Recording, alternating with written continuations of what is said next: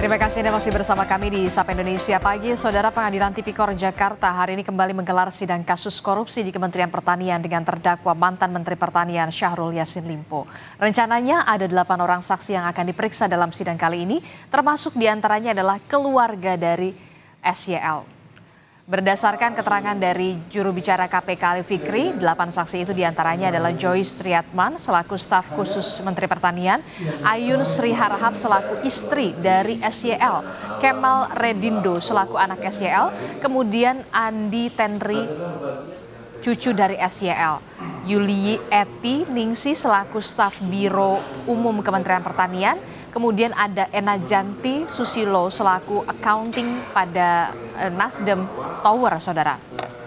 Dan beberapa orang dekat SYL lainnya, seperti diketahui kasus ini menjadi sorotan publik usai terkuak fakta bahwa SYL yang meminta sejumlah fasilitas miliaran rupiah untuk kepentingan pribadi dan juga keluarganya. Lebih lengkap kita pantau bagaimana jalannya sidang kasus korupsi mantan Menteri Pertanian Syahrul Yassin Limpo atau SYL. Kita akan tanyakan langsung kepada jurnalis Kompas TV, sudah ada Masni Rahmawati di Pengadilan Negeri Tipikor Jakarta. Masni, selamat pagi. Masni, dari 8 orang saksi, 3 ini kan diketahui merupakan keluarga SYL dan 5 lainnya adalah staf dari Kementerian Pertanian, ada juga dari Partai Nasdem begitu. Apa yang kemudian hendak digali dalam persidangan kali ini? Siapa saja yang sudah terkonfirm untuk hadir? Ya, tentunya memang yang akan digali oleh hakim dan juga jaksa penuntut umum pada sidang pemeriksaan saksi Syahrul Yassin Limpo pada pagi ini, yaitu aliran uang yang selalu diterima oleh Syahrul Yassin Limpo atau SYL melalui Kementerian Pertanian. Memang ada 8 saksi yang akan dihadirkan pada hari ini, diantaranya yaitu staf khusus dari Kementerian Pertanian, istri dari SYL, anak dan juga cucunya, serta ada dari staf Biro Umum Kementerian Pertanian, accounting dari Partai Nasdem, pengurus rumah pribadi dari SYL, dan juga honorer yang bekerja di Sekjen Kementerian Pertanian. Memang yang akan didalami pada hari ini, pada pemeriksaan saksi hari ini, yaitu aliran uang yang diterima oleh SYL selama menjabat menjadi Menteri Pertanian.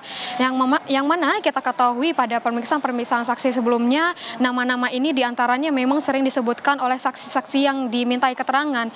Salah satunya yaitu dari Joyce Triatman atau dari staf khusus Kementerian Pertanian, di mana sebelumnya disebutkan bahwa Joyce ini sempat berkoordinasi dengan Sekjen Kementerian Pertanian Kasdi untuk mengumpulkan uang yang akan diberikan kepada SYL atau Syahrul Yassin Limpo, di mana uang yang dikumpulkan disebutkan bahwa untuk kebutuhan dari sembako yang ini senilai 1,95 miliar rupiah, dan juga uang yang dikumpulkan senilai 850 juta serta dari paket telur sebanyak 15 ton.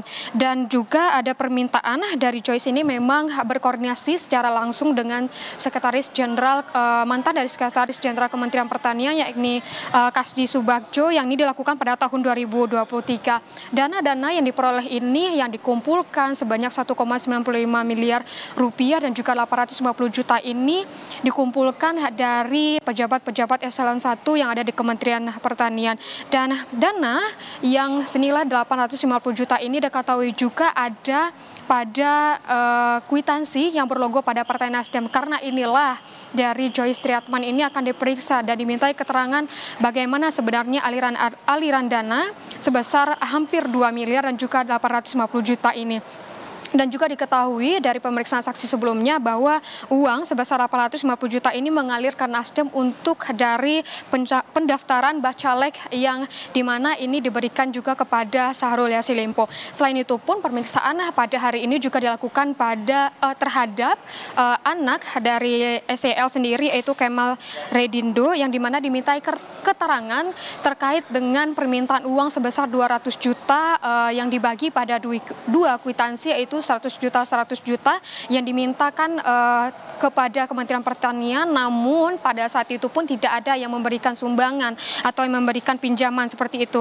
Akhirnya dari Sukim, yaitu dari pejabat juga dari Kementerian Pertanian, akhirnya menggunakan uang pribadinya untuk memberikan uang terhadap anak dari Syahrul Yassin Limpo yang digunakan untuk renovasi kamar rumahnya. Selain itu pun akan dilaksanakan juga pemeriksaan saksi terhadap istri dari Syahrul Yassin Limpo. Diketahui juga bahwa istri dari SYL ini dan juga cucunya, anaknya menerima kemewahan-kemewahan dari aliran uang yang diterima dari Kementerian Pertanian. Selain itu pun akan diperiksa juga dari staf yang bekerja di Sekjen Kementerian Pertanian, orang-orang terdekat juga dari SYL. Dan jika kita ketahui juga bahwa dari cucu SYL ini pernah ditransfer uang 10 juta dan juga istri dari SYL ini mendapatkan uang senilai hampir 30 juta per bulannya.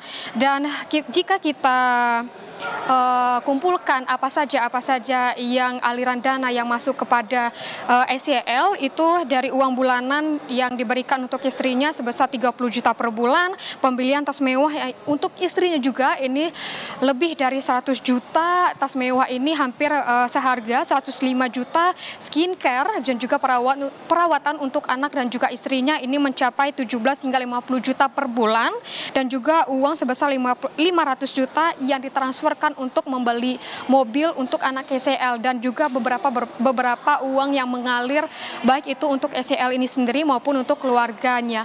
Dan hari inilah dari permintaan dan juga permintaan keterangan terhadap orang-orang terdekat dari SYL dan juga staf-staf yang bekerja baik itu dari Partai Nasdem dan juga dari Kementerian Pertanian. Adisti.